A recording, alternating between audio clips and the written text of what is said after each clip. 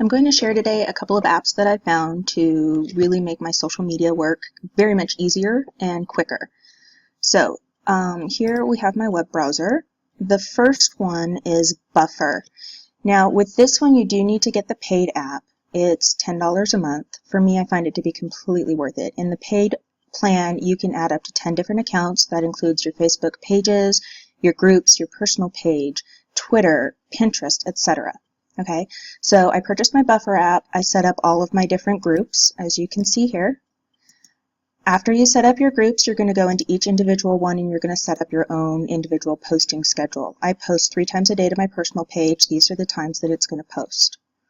All right, after you get your posting schedule set up, you're going to want to find content. 2 ways that I found to do this. The first is Feedly. So go to feedly.com.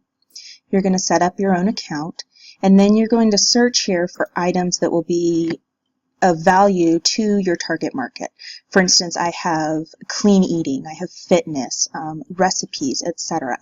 So if I search here for recipes, it's going to say recipe sites, and then I can go through and read different sites that put their articles into Feedly and choose to subscribe to them, and they get added into my feed over here. So I just come in every day, or you could do it 3 times a week, and click all here, and it's going to give me a list of everything that was published by the organizations I subscribe to. And then I can read the articles. Okay, secret high protein ingredient to this cookie dough fudge. All right, that sounds interesting. So I click down here to visit the website. All right, and then up here I have a Buffer shortcut that is on my, I can't remember what this thing is called. Anyway, it's a little clipper thing. You push the button, and it's going to pop up this screen that allows you to select which of your sites you want to post it to on Buffer. Okay, it gives you an automatic message for Twitter. And down here, this is the link that's going to post on Facebook. Now, one thing that I did learn is if you choose to post this to Pinterest, it's going to remove this down here so that you can select a picture to post on Pinterest. So you're going to want to copy the bit.ly link into your Facebook message for Facebook before you select Pinterest.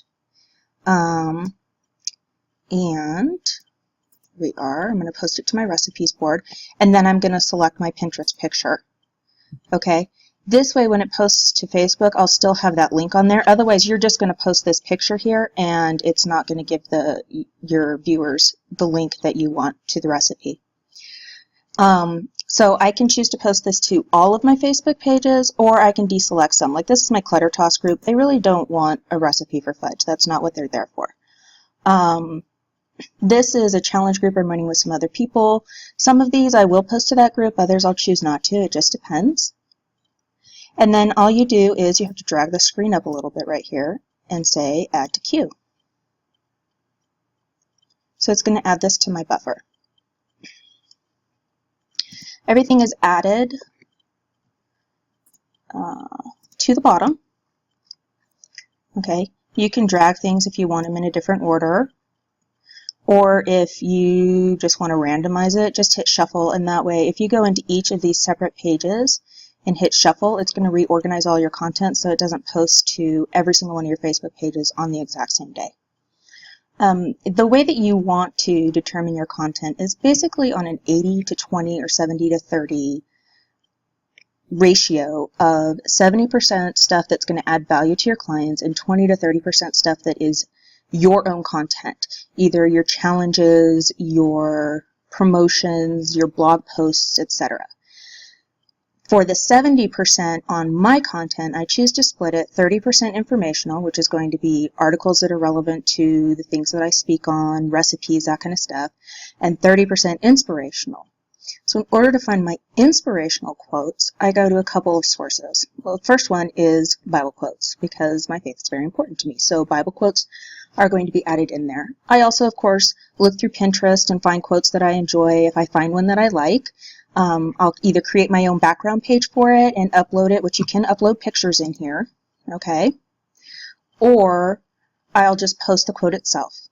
But for me, books that I read are an excellent source of quotes, and I read a lot of my books on Kindle. So I found this really awesome way to get my highlighted quotes from my Kindle books into my Evernote, which would then allow me to very easily copy and paste them into here and create content for my social media. So I'm going to share that with you now.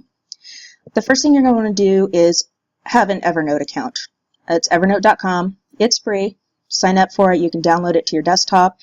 You can save all kinds of stuff into there. It's very useful for planning and organizing. If you don't have it, look into it. Go ahead and get it. After you get your Evernote account, I set mine up with a new notebook that just says Kindle Notes. All right, so this is ready to go. Then I went back to my Kindle page, which was kindle.amazon.com. I clicked on the link that says Your Books. Okay, and so then I'm going to select a book. For instance, this one I know has a lot of highlights in it. So I just select the book, and it's going to pop up in this page here. It says you have 72 highlighted passages. So I'm going to click on that,